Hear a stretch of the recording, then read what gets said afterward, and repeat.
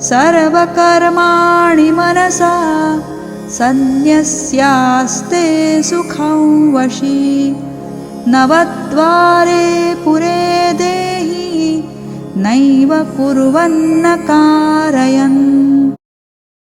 सर्वकर्माणि मनसा संन्यास्यस्ते सुखवशी नवद्वारे शुद्ध देखी नहीं कुर्वन्ना कारायण। अध्याय 5 श्लोक 13 આપણું શરીર એક ઘર છે જેને 9 દરવાજા હોવાનું માનવામાં આવે છે।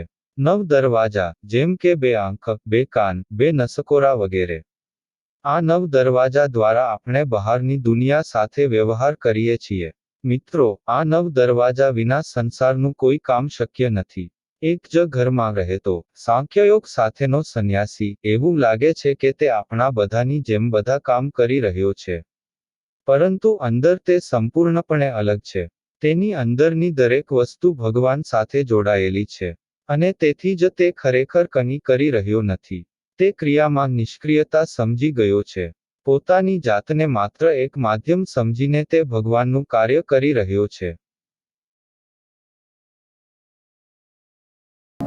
न कर्तृत्वं न कर्माणि लोकस्य सृजति प्रभुः न कर्मफलसंयोगं स्वभावस्तु प्रवर्तते।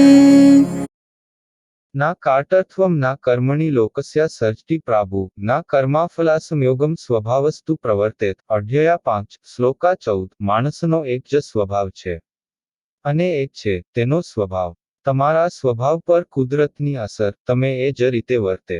ભગવાન ન તો તમારું કર્તાપણું બનાવે છે, ન તમારી ક્રિયાઓ, ન તો તમારી ક્રિયાઓના પરિણામોનું સંયોજન। આ બધાનું સંયોજન તમારા સ્વભાવને કારણે થાય છે।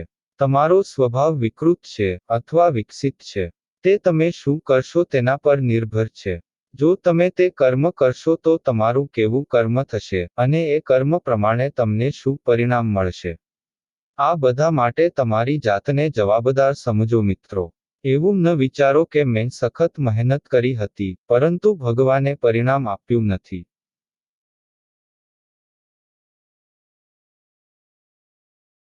नादत्ते कस्यचित् पापं न चैव सुकृतं विभुः अज्ञानेनावृतं ज्ञानं तेन मुह्यन्ति जन्तवः।